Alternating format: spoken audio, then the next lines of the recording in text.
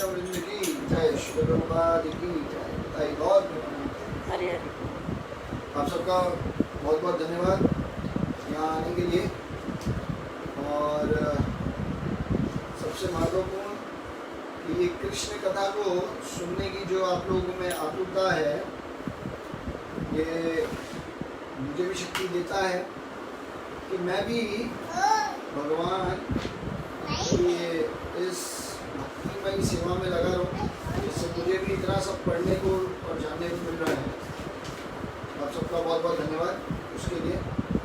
और ठीक है, तो हम शुरू करने से पहले एक बार सभी लोग हाथ जोड़िए, मेरे साथ बोलिए। ओम अज्ञानदेवनाथस्य ज्ञानाञ्जनशलाकया चक्षुरुन्मिलितं येन तस्मै श्रीगुरवे नमः। श्रीचैतन्य मनोभीष्टं स्थापितं येन भूतले स्वयं रूपा गदामह्यं ददाति स्वामिनां वन्दयामि श्रीगुरो श्रीयुतापदकमलं श्रीगुरो वैष्णवांश श्रीरूपां साग्रजातं रघुनाथां तं सजीवं साद्वैतं सार्वभूतं परिजनसहितं श्रीकृष्णचैतन्यदेवं श्री राधा कृष्ण पाद सगण ललिता श्री विशाखान्वितां च हे कृष्ण करुणा सिंधु दीनबन्धो जगत्पते गोपेश गोपिकाकान्त राधाकान्त नमोस्तुते तप्त काञ्चन गौराङ्गे श्री राधे वृन्दावनेश्वरी वृषभानुसुते देवी प्रणमामि हरिप्रिये वाञ्छाकल्पतरुभ्यश्च कृपा सिन्धुभ्यैव च पतितानां पावनेभ्यो वैष्णवेभ्यो नमो नमः। जय श्री कृष्ण चैतन्य प्रभु नित्यानंद श्री अद्वैत गदाधर शिवासादि गौर भक्तवृंद। हरे कृष्ण कृष्ण कृष्ण हरे हरे, हरे राम राम राम हरे हरे। हरे कृष्ण। तो देखिए, कल हमने जो चर्चा किया था,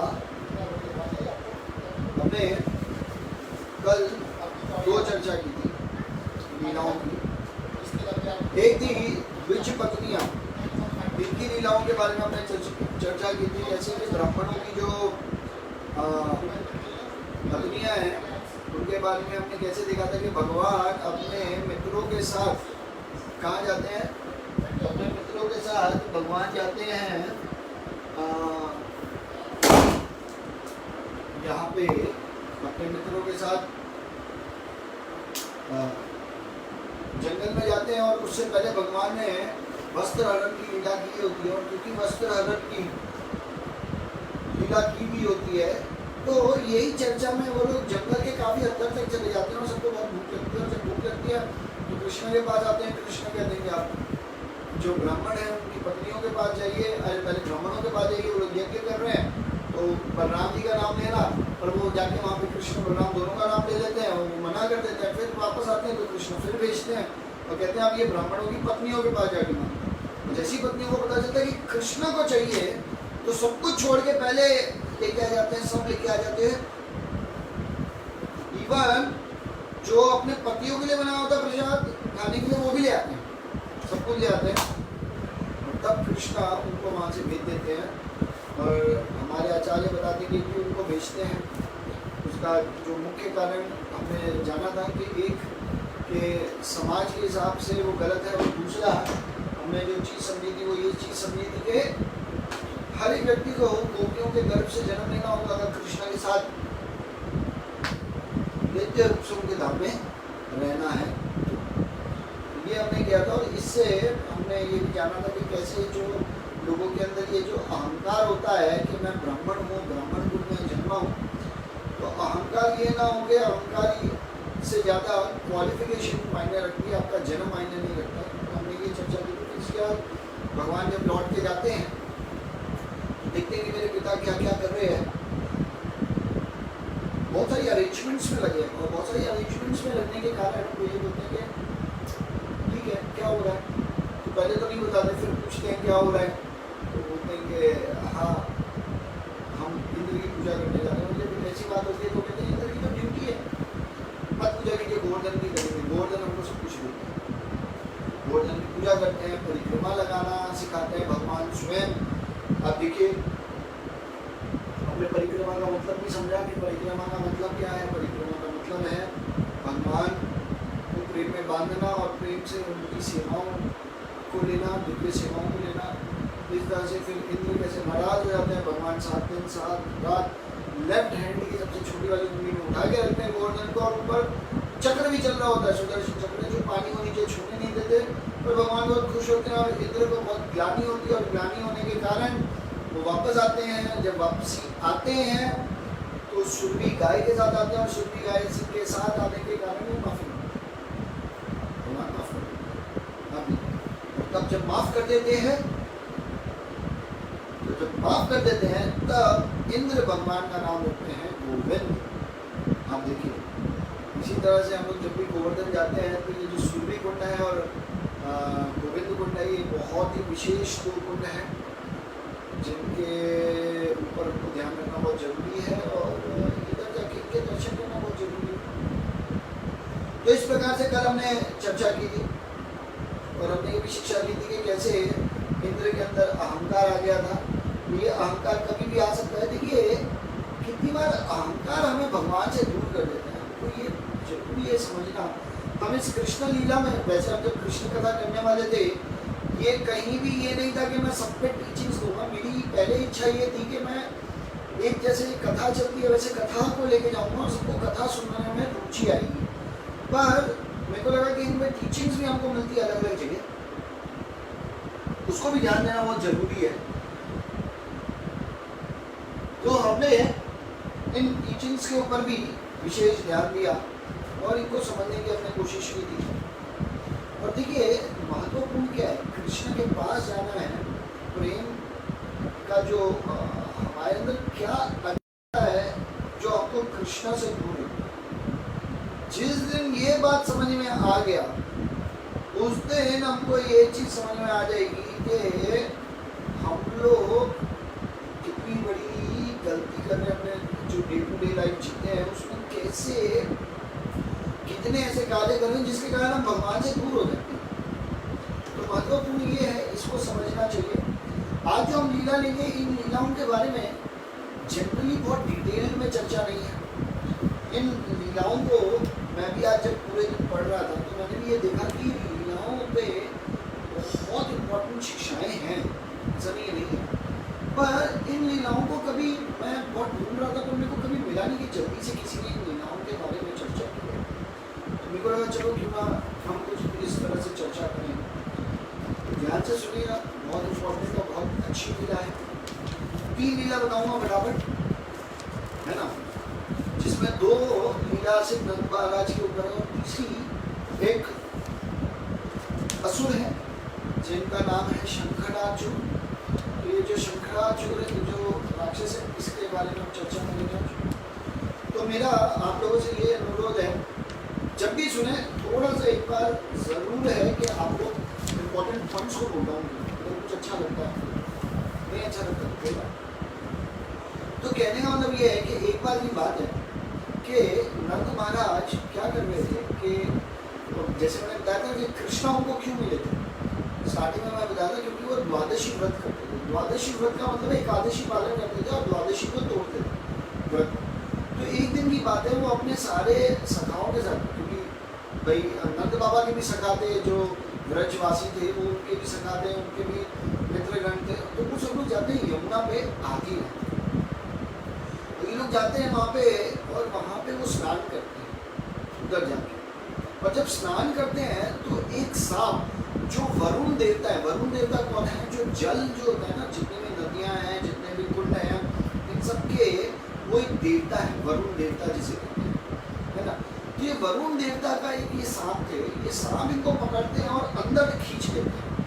हाँ, यमुना नदी के अंदर खींच लेते हैं और अंदर ले जाके इनको अपने धाम में लाते हैं। और सभी जो ब्रजवासी देखते हैं कि नंद बाबा अंदर गए, डुबकी लगाई और बाहर ही नहीं आ रहे, फिर सब ढूंढने लगे। और रात का समय सब लोग बहुत ध्यान से ढूंढ रहे, नहीं मिल रहे, तो अल्टीमेटली चिल्लाने लगते हैं, हे कृष्ण, हे राम, हे कृष्ण, हे बलराम, ऐसे करके जोर जोर से चिल्लाते हैं। और कृष्ण उस समय घर पे होते हैं। और आप देखिए इस लीला से एक और चीज समझ में आती है कि अगर शुद्ध भक्त भगवान को कहीं से भी पुकारेगा तो भगवान उन्हें सुनते हैं और उनके लिए आते हैं।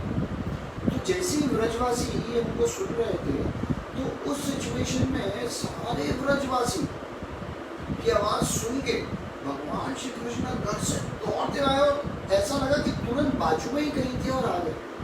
तो इस प्रकार से प्रकट हो गए तुरंत। हाँ, और जैसे ही प्रकट हुए, हाँ, ये जो हमारे कृष्णा है, तो सब लोग बताने लगे नंद बाबा अंदर गए, अब तक आए नहीं, मिले नहीं। तो वो कृष्णा को बहुत गुस्सा है और बहुत ध्यान से देखने लगे यमुना की तरफ। तब उनको समझ में आया कि ये वरुण है, वरुण देवता है, इनका जो एक दास है जो सांप के रूप में आया और वो लेके इनको चला गया।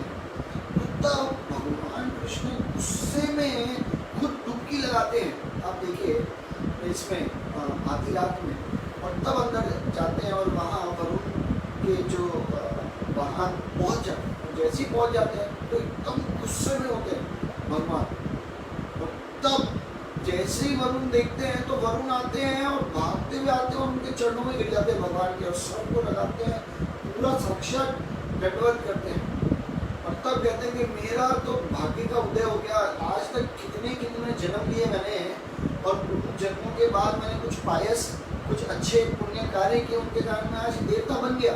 पर क्या फायदा ऐसा देवता बन के जिसमें मेरे को आपकी लीला श्रवण करने का मौका नहीं मिलता, आपकी धाम में आने का मौका नहीं मिलता, आपका जो संकीर्तन है उसमें मैं पार्टिसिपेट नहीं कर पा रहा हूँ, आपके दर्शन नहीं कर पा रहा हूँ, क्या फायदा है। और तब वो कहते हैं कि आज मैं धन्य हो गया, आज मेरा जो जन्म है वो पूर्ण रूप से सफल हो गया, मुझे आपके दर्शन हो गए हे कृष्ण। आप देखिए ऐसे करके भगवान कृष्ण की ग्लोरिफिकेशन करते हैं। और साथ ही साथ ग्लोरिफिकेशन के साथ वो ये बोलते हैं कि इस जगत में आप देखिए मेरा जो ये धाम है, जो वरुण का भी एक अलग से जगह है, देवता लोक में हर लोगों का एक घर होता है, ऐसे वरुण का भी एक घर है जो बहुत बड़ा घर है जहाँ पे उनके भी दास रहते हैं।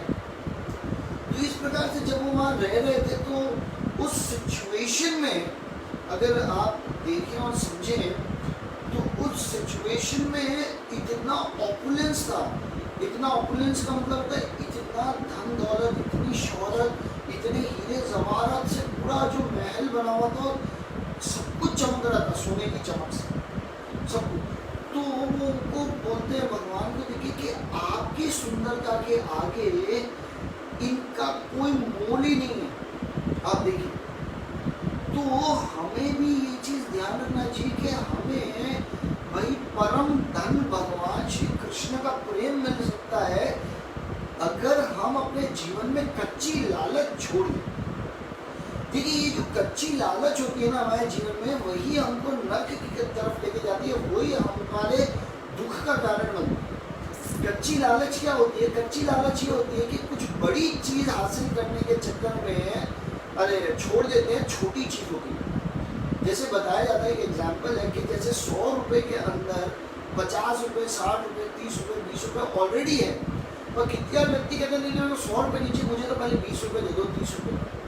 तो ये मूर्खता वाली बात है कि उसके कारण वो 100 रुपए से वंचित रहेंगे। इसी प्रकार से हर एक व्यक्ति को ये समझना चाहिए कि जो उनका पूरा दिनचर्या है, उस दिनचर्या में वो क्या इतना प्रयास कर रहे हैं कि उनका लगाव, उनका जो अटैचमेंट है, उनकी जो आसक्तियां हैं वो भगवान के प्रति आकर्षित हो रही है कि नहीं, वो बढ़ रही है कि नहीं, इस पे हमको विशेष ध्यान देना चाहिए। आप देखिए, क्योंकि अगर दिन प्रतिदिन नहीं बढ़ा तो हमें ये ध्यान देना होगा हम दिन प्रतिदिन मृत्यु के करीब जा रहे हैं, और मृत्यु के समय अगर भगवान कृष्ण के प्रति संपूर्ण प्रेम और संपूर्ण आसक्ति नहीं होगी तब तक भगवान का नाम हमारे जीवा पे नहीं आएगा।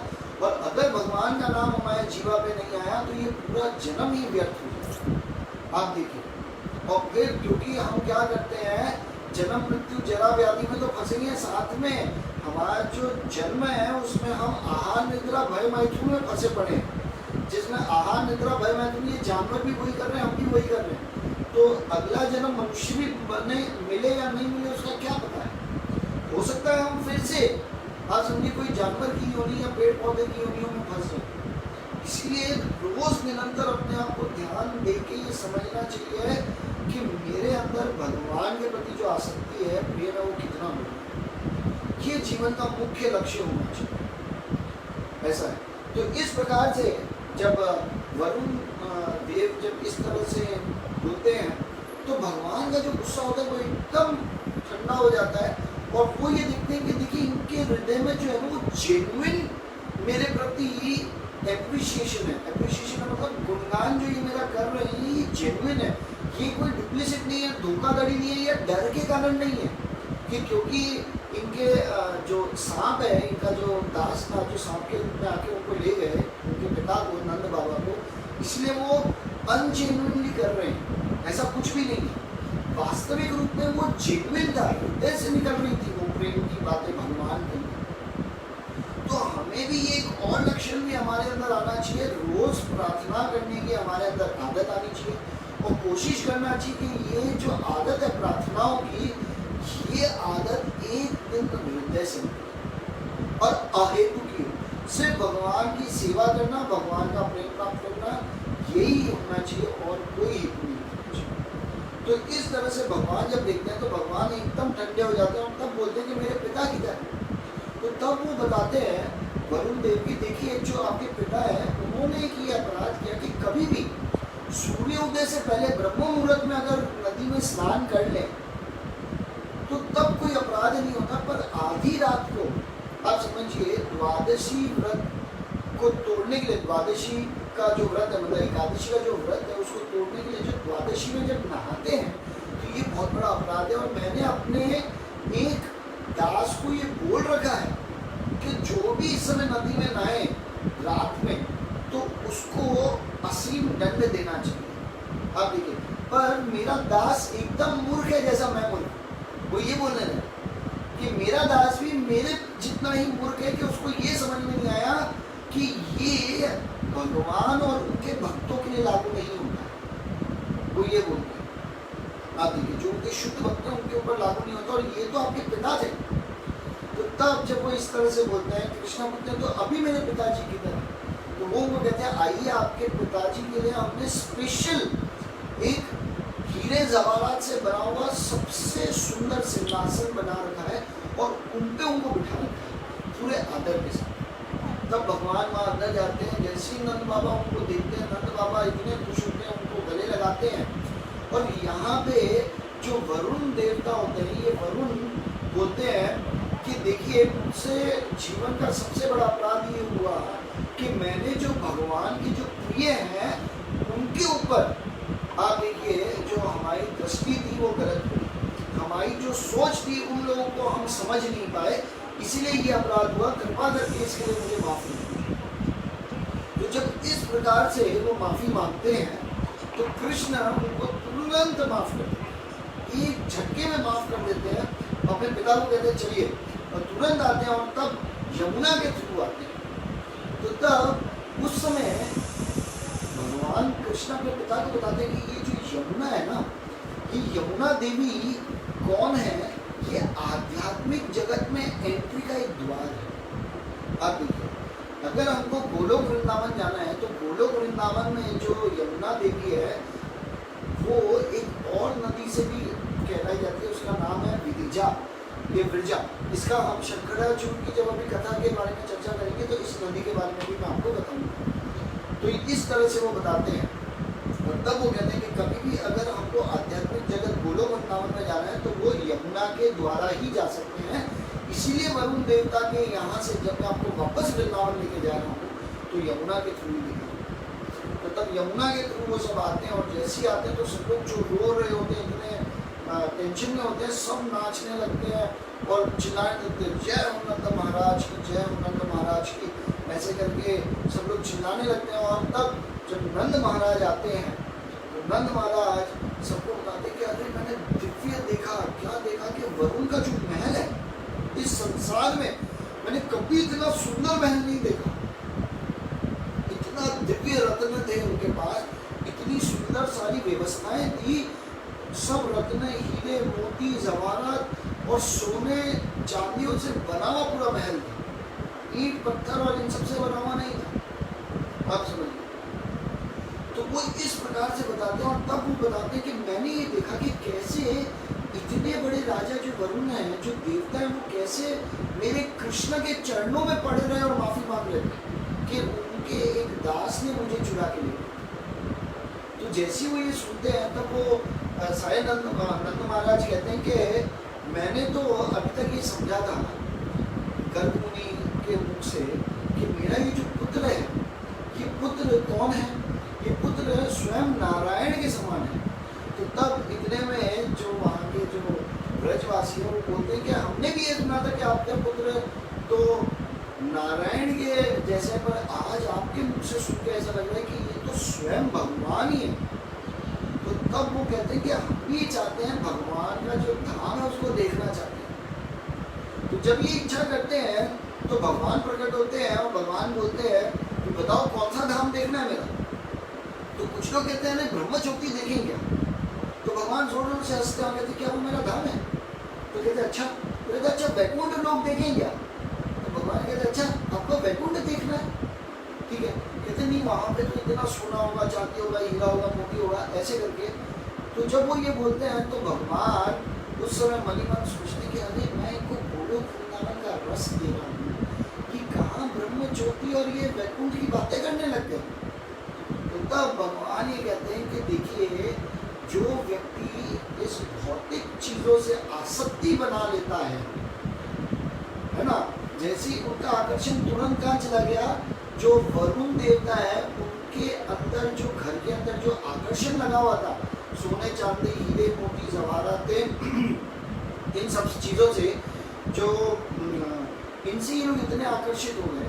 तब भगवान इनको शिक्षा देने के लिए बताते हैं कि ये जो ब्रह्म ज्योति है ये मेरे शरीर से निकली हुई एक ज्योति है, और इसमें जो एक व्यक्ति अंदर चला जाता है तो वो लीन होकर खाली पड़ा रहता है, उसका कोई और कार्य नहीं है।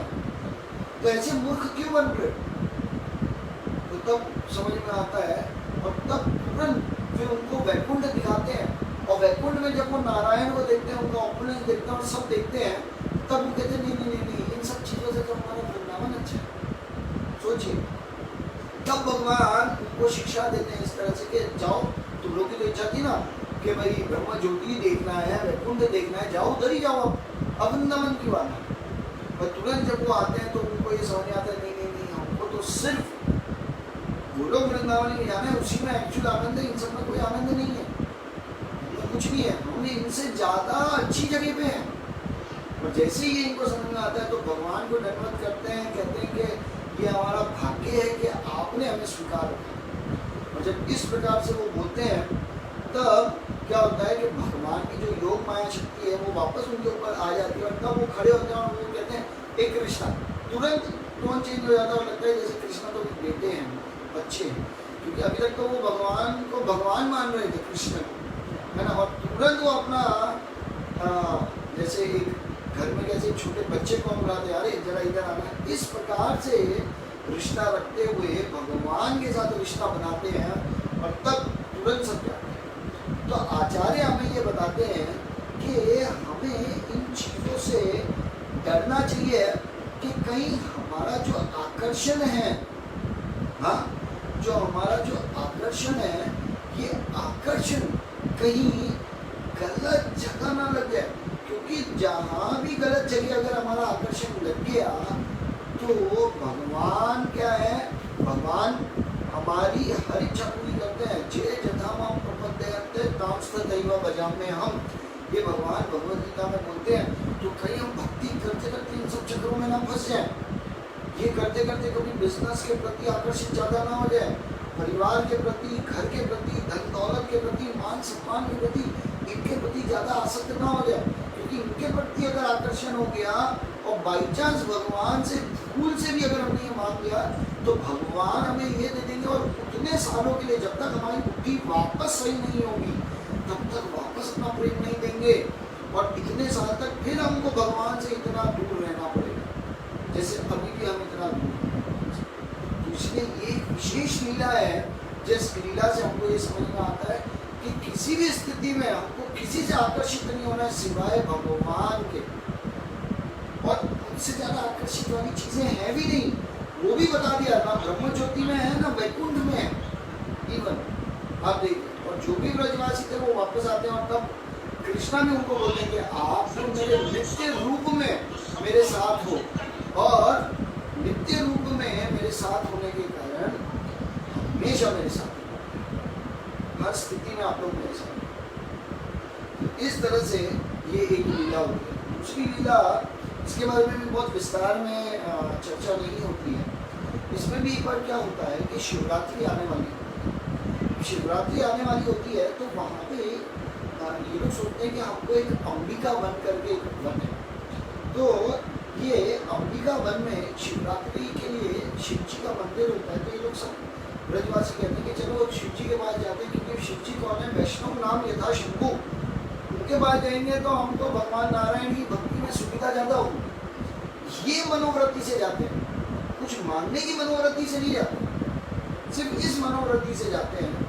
और जब इस मनोवृत्ति से जाते हैं तो इवन स्वयं भगवान श्री कृष्ण, बलराम, सारे सखा, सारे ब्रजवासी जाते हैं और सारे वहाँ पे जाते हैं तो आनंद के साथ वहाँ दर्शन करते हैं, स्नान करते हैं।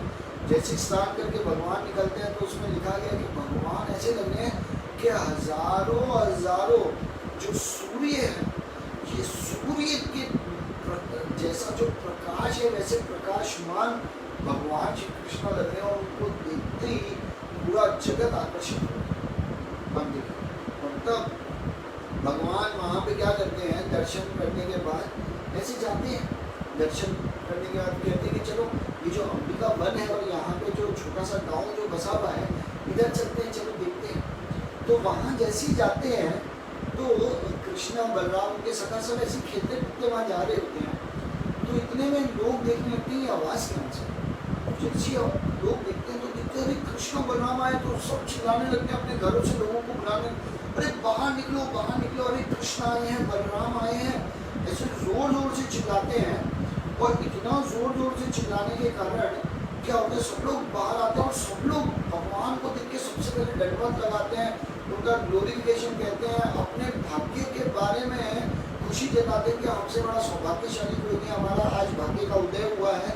इस प्रकार से सारी बातें करते हैं और घर के अंदर जाते हैं और कहते हैं भगवान आए, कुछ तो हम वेट करेंगे, भगवान बिना भगवान को दिए कुछ नहीं जाएंगे। और तुरंत अपने घर में जाते हैं, जो कुछ भी होता है उनमें से कुछ कुछ जो सबसे अनमोल चीज़ है उनके लिए वो सब लाते हैं, भगवान को देते हैं और भगवान सब उनको ग्रहण करते हैं, कृष्ण और बलराम। और तब बाद में भगवान क्या बोलते हैं? ये सब आप ही वापस लीजिए, ये मुझे नहीं चाहिए। और इस प्रकार से वो उनको बोलते हैं। और जब इस तरह से बताया जाता है तब क्या होता है कि तो भगवान वापस से उनको कहते हैं कि ये चीज़ मेरी हो गई, और क्योंकि मेरी हो गई तो अब मैं ये वापस आपको दे सकता हूँ, आप यही सोच के रखिए कि ये मैंने आपको दी। इस प्रकार से दे देते हैं और फिर अपने जहाँ स्थान पर लोग रुके हुए होते हैं वहाँ स्थान पे जाते हैं। और जब स्थान पे जाते हैं तो इस समय क्या होता है कि एक रात ये लोग सोए नहीं होते, क्योंकि ये लोग ट्रैवल कर रहे होते हैं ना, जो रास्ते से जा रहे होते हैं और ये मंदिर पे आते हैं, अंबिका जो मन है इधर आते हैं शिव जी के दर्शन के लिए। तो इस रात ये लोग सोते हैं और इस प्रकार से सोते हैं जैसे सब लोग बेहोश हो गए, क्योंकि एक रात की पूरी नींद बाकी थी। तो सब लोग इस प्रकार से सोते हैं जैसे कुछ किसी को होश ही नहीं, एकदम गहरी नींद में सब सो जाते हैं। इतने में एक अजगर आता है, बहुत बड़ा अजगर आता है और ये अजगर नंद बाबा को पकड़ लेते हैं और नंद बाबा को निगलने लगते हैं ये अजगर अंबिका वन। और जैसे ही निकलने लगते हैं तो ये नंद बाबा ये तुरंत नींद से उठते हैं, देखते मेरे साथ क्या हो रहा है और समझ में आता है कि मेरे को निगला जा रहा है। तो जोर से चिल्लाने लगते हैं कृष्णा बलराम, जोर जोर से चिल्लाते हैं। तो आसपास भी जो सोए हुए होते हैं ब्रजवासी वो खड़े हो जाते हैं। तो इवन ये बताते हैं कि वो उस अजगर पे तलवार से प्रहार करते हैं और वो तलवार ही टूट जाती है, अजगर को कुछ नहीं होता। फिर वो मशाले जलाते हैं और अग्नि से उसके ऊपर वार करते हैं तो भी कुछ नहीं होता।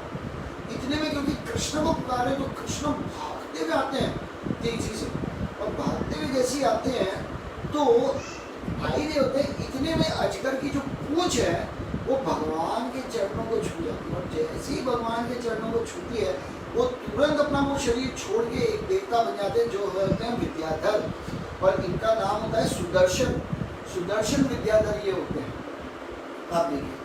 और तब जैसे ये अपने रूप में आ जाते हैं तब भगवान के चरणों में गिरते हैं और कहते हैं कि मुझे माफ़ कर दीजिए, मेरा उद्धार इसी प्रकार से लिखा था कि आप जब इस वन में आएंगे, अंबिका वन में, तब आप मेरा उद्धार करेंगे। मेरे को पता था, मैं कल से वेट कर रहा था, पर आप कभी ध्यान ही नहीं दे रहे थे मेरे ऊपर, और मुझे समझ ही नहीं आता कि आपका ध्यान मेरे ऊपर कैसे जाएगा। इसीलिए मैंने आपके पिता को निकलने का सोचा कि निकलूंगा तो वो आपको पुकारेंगे, और इसी बहाने जब आप आएंगे तो आप मुझे छू देंगे और उसी से मेरा उद्धार हो जाएगा। तो इस प्रकार से वो करते हैं। तो तब भगवान श्री कृष्ण पूछने के, अरे आप सांप कैसे बने, आप तो इतने सुंदर जो सुदर्शन विद्याधर हैं, आप तो स्वयं देवता हैं, तो आप ये स्थिति में कैसे हैं? तो तब वो बताते हैं कि एक बार मुझे अहंकार हो गया था अपनी सुंदरता, और इतना अहंकार हो गया कि मैं रोज क्या करता था कि जो मेरा विमान था, जो पूरे विश्व में कहीं भी जा सकता था, उड़ के तीनों लोगों में कहीं भी जा सकता था, उड़ के मैं उस पर रोज सैर करता था। तो एक दिन की बात है, मैं अंगिरा मुनि जो मुनि है, इनके आश्रम में आता हूँ, और इनके आश्रम के पास से जब निकलता हूँ तो मैं देखता हूँ कि कुछ बुजुर्ग यज्ञ कर रहे हैं, चल रहे हैं, ढंग से चल नहीं पा रहे, एकदम काले हो गए, धूल मट्टी से लगे हुए हैं, दाढ़ी बड़ी बड़ी बनी है, बाल एकदम उलझे हुए हैं। तो इस तरह से मैंने देखा, तो मैंने देखा ये लोग कितने गंदे संदे से लोग हैं। तो मैं इन पे हंसने लगा, अरे तुम लोग इतने गंदे संदे लोग क्या यज्ञ करते होंगे? ऐसे गंदे लोगों का यज्ञ कभी जो यज्ञ पुरुष हैं वो स्वीकार भी करते होंगे कि नहीं, और ऐसे करके मजाक कर रहे हैं। और जब इनके बारे में इस तरह से मैं मजाक कर रहा था, तब क्या हुआ, तब इस सिचुएशन में हाँ, जो वहाँ के अंगिरा मुनि के एक और जो शिष्य थे, वहाँ पे कुछ शिष्य थे, उन्होंने मुझे श्राप दे दिया कि तुम हम पे हंस रहे हो तो तुम इस संसार के सबसे गंदे दिखने वाले पशु बन जाओ। और वो है अजगर। अजगर को कोई पसंद नहीं करता, जहाँ अजगर दिख जाए, सांप दिख जाए, वहाँ से लोग भाग जाते हैं, उनको कोई अच्छी नज़रों से नहीं देखता। जैसे तुम हमें अच्छी नज़रों से नहीं देख रहे, इसलिए तुम अजगर बन जाओ, तुम्हें भी कोई अच्छी नज़र से नहीं देखेगा।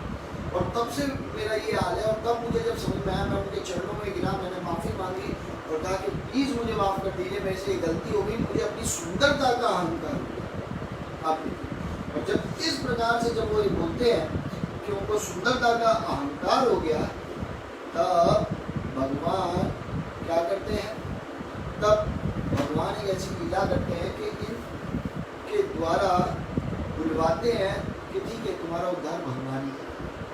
तब भगवान उनको अपने चरणों से उद्धार करते हैं। इसीलिए देखिए, ये जो अहंकार है, ये अहंकार हमें पता नहीं कि ये हमारे कितने खराब कर्म हमसे करवा रहा है। कितनी बार हमको समझ नहीं आता, जिस जगह अहंकार नहीं दिखाना चाहिए उस जगह अहंकार दिखा देते हैं, जिन चीज़ों के प्रति आसक्ति नहीं दिखानी चाहिए उनके प्रति आसक्ति दिखा देते हैं, जो कार्य हमको नहीं करना चाहिए हम वो भी करने लग जाते हैं। और जो वास्तविक अहंकार होना चाहिए हमारे अंदर, है ना, वो वास्तविक अहंकार है कि हम भगवान के भक्त हैं, ये अहंकार किसी को है ही नहीं। आप देखिए, और यही इस जगत का सबसे दुर्भाग्य वाली बात है कि हमें जिस पे अहंकार होना चाहिए कि हम भगवान के भक्त हैं, हमको हर एक को हरे कृष्ण की तरह बात करना चाहिए, उनको भक्त बनाने की कोशिश करनी चाहिए, ये हमारा वास्तविक रूप में अहंकार है। पर इस अहंकार के बारे में कोई विचार ही नहीं करता। हर एक व्यक्ति किस अहंकार के बारे में बात कर रहा है, मेरा धन देखिए, मेरी सुंदरता देखिए, मेरा शुद्धता देखिए, मेरे प्रख्यात देखिए, मैं कितना प्रख्यात हूँ, कितना फेमस हूँ। तो ये सब बहुत बाधाएं हैं। अब देखिए भक्ति जीवन में, इसीलिए भक्ति जीवन में जो हमारा ग्राफ है ना, वो अप एंड डाउन चलने का कारण ये है कि कब कहाँ किस रूप में अपराध हो जाता है हमको समझ ही नहीं आता। और ये अपराधों के कारण भगवान न करे, पर ऐसे ऐसे देवता जो इतने सुंदर है, विद्याधर, जिनको सुंदरता की मूर्तिमान रूप कहते हैं, वो लोग को भी सांप बनना पड़ता है। इसीलिए हमको एक और सीख भी मिलती है कि हमको कभी भी मजाक मस्ती ऐसी नहीं करनी चाहिए कि किसी के हृदय को चुभ जाए। मजाक मस्ती अगर करनी है तो भक्त कैसे मस्ती करते हैं, अगर उनको मजाक मस्ती करनी है तो भक्तों का ग्लोरिफिकेशन करके, भक्तों की खिंचाई करके नहीं, उनकी निंदा करके नहीं, उनकी कमियां का मजाक उड़ा के कभी भी मस्ती मजाक नहीं करती। भौतिक जगत और आध्यात्मिक जगत में यही दो फर्क है। आध्यात्मिक जगत में क्या होगा, 10 मित्र अगर एक साथ खड़े भी हैं तो एक मित्र को पकड़ेंगे, उसको उसकी जो गलतियाँ होंगी उसके बारे में सब चर्चा करेंगे और सब जोर जोर से हंसेंगे और उस बेचारे को आप समझिए ऐसा लगेगा आज तो मेरा मजाक बनेगा, ठीक है, कल मैं दूसरे का मजाक बनाऊंगा, फिर वही दूसरे की गलतियां ढूंढेगा बाकी लोगों से, फिर तीसरे। भौतिक जगत में इस तरह की मित्रता होती है, इसीलिए आज भी कोई खूब प्रेम से मित्रता लोगों के अंदर नहीं, सिर्फ जरूरत के लिए मित्रता बना रखी है। जो भी आज रिश्ते हैं वो सिर्फ इसलिए हैं टिके हुए हैं कि क्या पता कब हमको इनकी जरूरत पड़ जाए। प्रेम के रिश्ते आज हैं ही कितने, आप देखिए। और जो भक्त होते हैं अगर उनको मजाक मस्ती करनी तो क्या करेंगे, भक्तों का ग्लोरिफिकेशन करेंगे 100 लोगों के बीच में, हाँ, और उसमें फिर हंसते हैं, अरे वाह देखो ये भक्त के अंदर ये गुण है, अरे ये तो इतना सुंदर तरह से कीर्तन करते हैं, अरे ये तो सुंदर तरह से डांस करते हैं, सुंदर तरह से अर्चना की पूजा करते हैं, अरे इनका तो कहना ही क्या है। और इस तरह से आनंद लेते हैं भक्ति जीवन। तो हमें भी ये चीज़ ध्यान देना बहुत ज़रूरी है कि हम भक्ति जीवन में किस प्रकार से मजाक मस्ती करते हैं। कभी भी हमको किसी के हृदय को ठेस नहीं पहुंचानी है, कुछ भी हो जाए। जैसे ये विद्याधर ने ठेस पहुंचा दी ब्राह्मणों को, हमको भी ध्यान रखना है कि हम किसी गलती से भी गलती ना हो जाए। आप देखिए, गलती से भी गलती नहीं होनी चाहिए और किसी भी वैष्णव का हृदय नहीं दुखना चाहिए, क्योंकि वैष्णव का मतलब ही होता है जो भगवान विष्णु के प्रिय हैं, भगवान श्री कृष्ण के जो प्रिय हैं उनको वैष्णव कहा जाता है। आप देखिए, तो ये एक लीला से जिसके बारे में बहुत ज़्यादा विस्तार में मैंने भी इतनी कथाएं नहीं सुनी, पर ये मैं जब बुक में पढ़ रहा था तो मुझे समझ में कितना महत्वपूर्ण है ये लीला समझना इसीलिए इतना जरूरी है कि नहीं तो। और दूसरा एक और चीज़ इसका मतलब बताते हैं श्रीला भक्तिविनोद ठाकुर के, जब ये साम अपने अंदर ले रहा है भगवान को, इसका मतलब क्या है कि ये मायावादी टाइप के लोग हैं जो चाहते हैं हम भगवान के साथ मिल जाए, या हम में और भगवान में कोई फर्क ही नहीं, तो हम भगवान को निगल के समझें कि हम ही भगवान हैं और लोग समझें हम भगवान हैं, ये जगत में सभी लोग भगवान हैं और सब कुछ सही। ये श्रीला भक्तिविनोद ठाकुर समझाते हैं अपनी कमेंट्री में कि इस लीला से हमको ये समझना चाहिए। इसीलिए जो आप देखिए, जो लोग निराकार के बारे में बात करते हैं या ये समझते हैं कि सभी लोग भगवान हैं, वो कितने डेंजरस है। मेरा ये खुद का एक पर्सनल एक्सपीरियंस है कि मैं एक बार गोवर्धन में था, और गोवर्धन में एक प्रभु जी हैं, वहाँ पे ब्रजवासी हैं, वो मेरे मित्र हो गए थे। मतलब मैं जाता था तो उनसे मिलते थे, तो उनको देख के हरे कृष्णा कहते थे, तो सालों से क्या कहते हरे कृष्णा होती थी उनसे, और उनका नाम भी नारायण था मतलब है अभी भी। तो एक दिन उन्होंने मेरे को अपने घर पे बुलाया कि आइए घर के अंदर बैठिए, ठंड का मौसम था। मैं कहा चलो, रात में थोड़ा सा समय, जब उन्होंने कहा मैं 9:30 बजे अपनी दुकान बंद करूँगा तो दुकान के बाहर बाद में आप मेरे घर आइए, क्योंकि दुकान के पीछे ही उनका घर था गोवर्धन में। ये जटीपुरा की बात है। तो जटीपुरा में मैं उनके घर गया, तो जैसे ही मैं उनके घर गया तो उन्होंने कहा अरे देखिए गोवर्धन हमारे साथ है। मैंने कहा आप तो भाग्यशाली हैं, भगवान के धाम में ही रह रहे हैं। तो उन्होंने तुरंत कहा अरे भगवान तो सर्वव्यापी हैं, जो भगवान श्री कृष्ण है, जो निराकार हैं, जो। मैंने कहा अरे ये आप क्या बात बोल रहे, निराकार है, ये आप कहाँ से बात करते हैं। मैं कहा सब जगह भगवान है ये समझ में आता है, पर निराकार वर्ड कहाँ से आता है। मैंने तुरंत उनको ये चीज़ बोली। फिर मैंने कहा देखिए आप ब्रजवासी हैं, मैं आपको ना समझा सकता हूँ ना कुछ कह सकता हूँ, बस मैं ये कहूँगा आप मेरे को आशीर्वाद दीजिए कि जैसे आपको भगवान ने मौका दिया गोवर्धन में अपना जीवन व्यापन करने के, ऐसे मैं भी एक दिन ऐसा जीवन मिले ये शरीर छोड़ने के बाद कि मैं नित्य रूप से गोवर्धन के साथ भगवान कृष्ण की लीला देखते हुए उनके समीप वहीं रहे। आप देखिए, तो ये मैं आशीर्वाद मांगा और उसके बाद वहाँ से आ गया। अभी भी उनसे मिलता हूँ, जब जाते हैं हरे कृष्णा होती है मेरी उनसे, हर बार हरे कृष्णा होती है। पर ये चीज़ मैंने देखा इवन धाम के अंदर भी ये मायावाद जो है, जो हम और भगवान में कोई फर्क नहीं है और भगवान और हम एक ही हैं, और ये वाले जो सिद्धांत है ये बहुत सही नहीं है। ये व्यक्ति को वास्तविक रूप में भगवान के प्रेम से वंचित कर देती है। भगवान की लीला के अंदर देखिए, भगवान स्वयं एक व्यक्ति है, वो खेलते कूदते इतना आनंद देते अपने भक्तों को, कौन देगा। यही आनंद की तो इच्छा ले लेके हम लोग इस जन्म इस भौतिक जगत में घूम रहे हैं, जहाँ हमको खुशियाँ नहीं मिल रही, आनंद नहीं मिल रहा, पर हर कोई चाह तो वही रहे जो भगवान के धाम में जो आनंद है, जो भगवान के साथ खेलने कूदने से, उनके साथ लीला करने से जो आनंद की प्राप्ति होती है, वो व्यक्ति याद रखता है। इसलिए क्या करते हैं लोग, अलग अलग जगह घूमने जाते हैं, अलग अलग जगह मूवी जाते हैं, अलग अलग कलर के कपड़े पहनते हैं।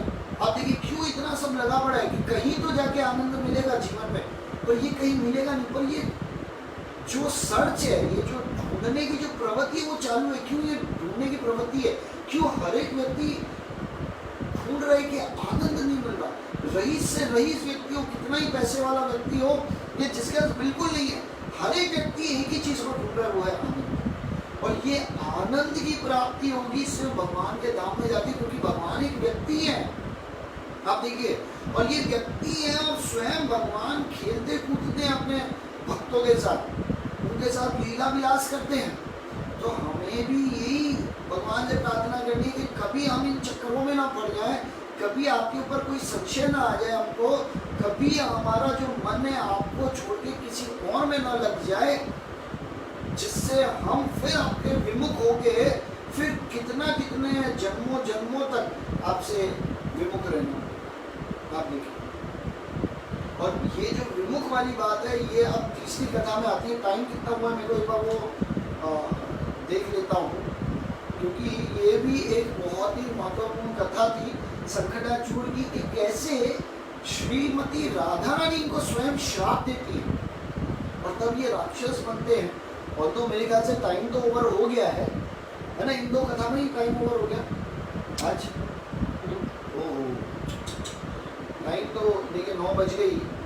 मेरे को लगा था कि ये तो इतनी छोटी छोटी कथा है, ये तो तुरंत खत्म हो जाएंगी, पर क्या करें, ठीक है। पर ये कथा बहुत अच्छी, और ये एक पहली कथा होगी जिसमें मैं आपको बताऊंगा गोलोक वृंदावन में राधा कृष्ण की क्या लीला थी, कैसे जो विरजा नदी है ये कौन है, कि किस तरह से विरजा नदी बनी है ना, और कैसे गोलोक वृंदावन से फिर के ये जो राक्षस है ये शंकराचार्य, बहुत सुंदर लीला है ये। इस लीला के बारे में भी हम कल चर्चा करेंगे। आप देखिए, उसके बाद फिर अरिष्टासुर आते हैं, जहाँ हमारा प्रिय, मतलब मेरे लिए तो इस जगत में शायद राधा कुंड और गिरिराज गोवर्धन और वृंदावन के सिवाय कोई और फेवरेट जगह है ही नहीं। आप देखिए, तो इसलिए ये जो राधा कुंड है, इसकी लीला के बारे में भी देखेंगे, अगर समय मिलेगा तो कल बताएंगे कि कैसे गोलोक वृंदावन में राधा कुंड प्रकट हुए और उसके बाद कैसे गोलोक वृंदावन में प्रकट हुए, इसके बारे में हम चर्चा करेंगे। और इस प्रकार से चर्चा को आगे जारी रखेंगे। देखते हैं कि आज 15 है, कितने दिन और चलाना चाहिए, है ना। तो आप सब आए, उसके लिए बहुत बहुत धन्यवाद। आशा करते हैं आपको ये कथाएँ अच्छी लग रही होंगी, भगवान की कृष्ण की लीलाएँ अच्छी लग रही होंगी। तो आने के लिए फिर से बहुत बहुत धन्यवाद। कल मिलते हैं। हरे कृष्ण।